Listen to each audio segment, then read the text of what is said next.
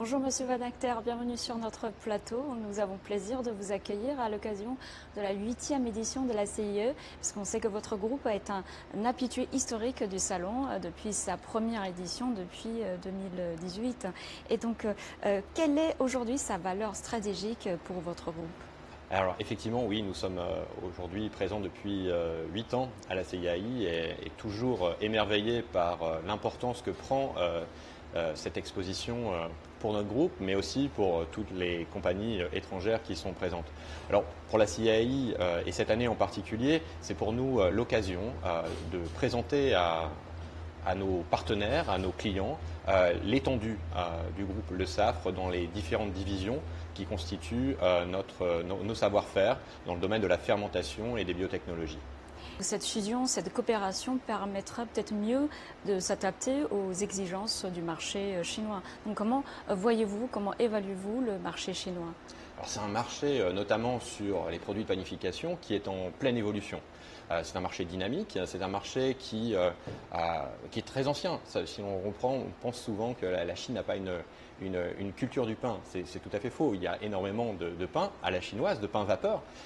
Et effectivement, sur cette base-là, on a développé aussi tout un savoir-faire sur les pains à l'européenne, qui, comme je le disais, se développent très bien. On peut le voir ici à Shanghai et dans énormément de villes en Chine.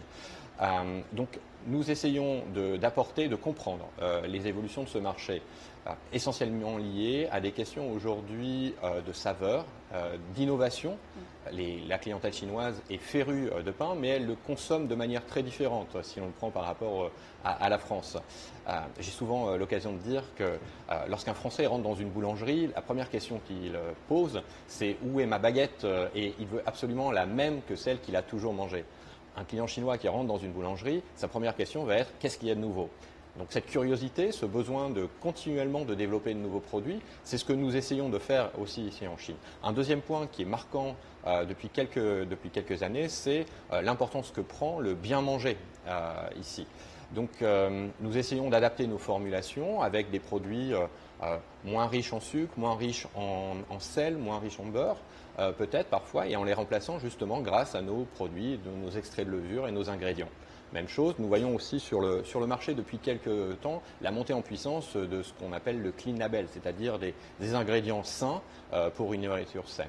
Donc nous avons réadapté, et c'est cette chance et cette force d'avoir la possibilité de formuler, de développer ici des produits qui nous permet d'être très agile et rapide sur un marché qui est toujours en évolution. Oui, c'est vrai que le marché alimentaire en Chine est en pleine mutation, en changement, en développement.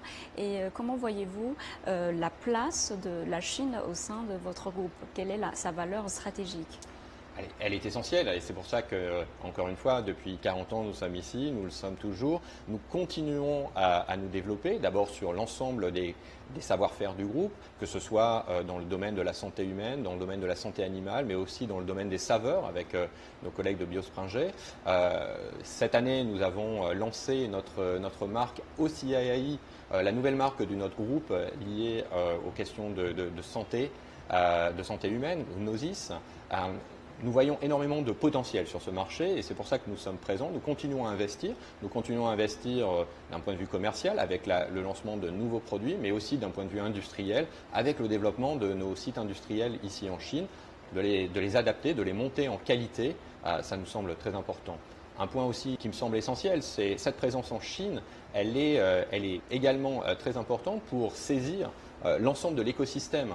On voit que la Chine aujourd'hui est très en avance sur toutes les questions de digitalisation et effectivement nous nous inspirons aussi de ces éléments-là pour ensuite les porter peut-être sur d'autres marchés.